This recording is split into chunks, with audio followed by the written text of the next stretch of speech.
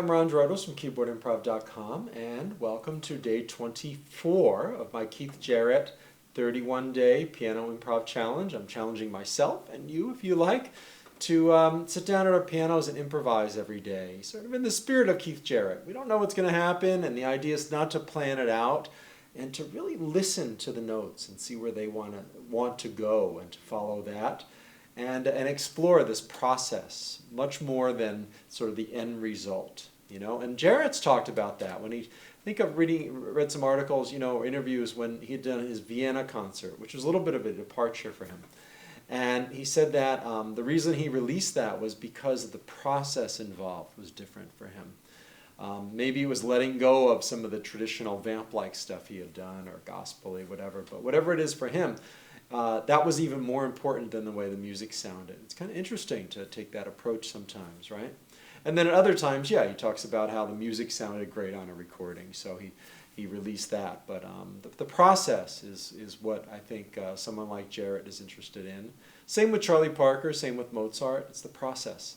And then we can learn from that as well. So here we are. I invite you to try this yourself, or if you're just here for the ride and checking it out, that's great too. So let's see what happens today.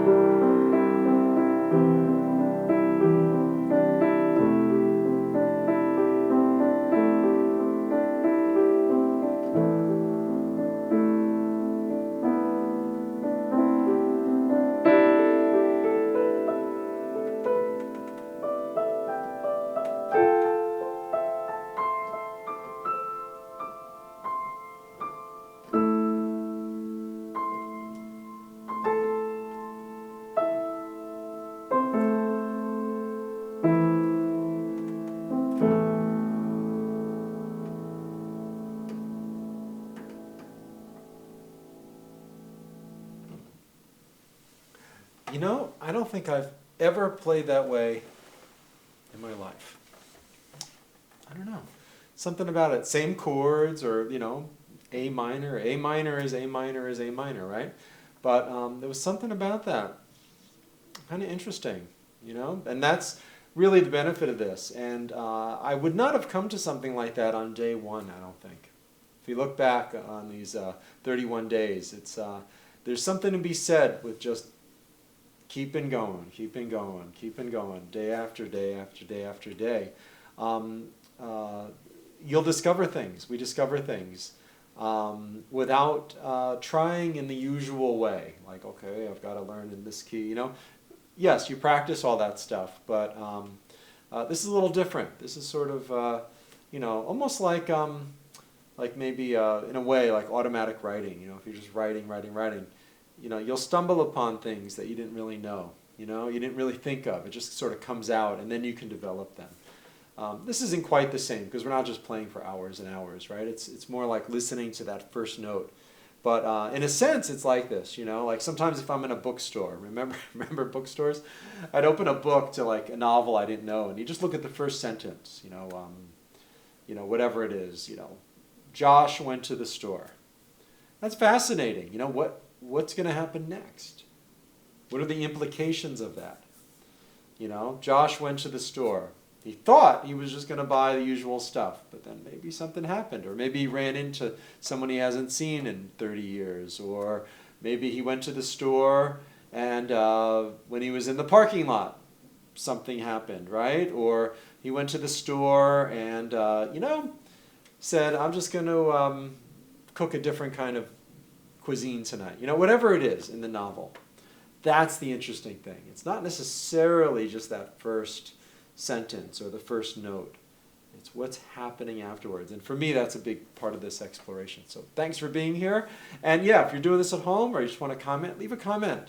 See what other people are up to. Support one another. That's why I'm doing this too. So it inspires me. Hopefully it's inspiring you.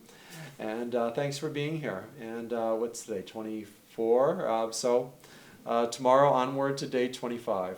Take care and good luck with your music.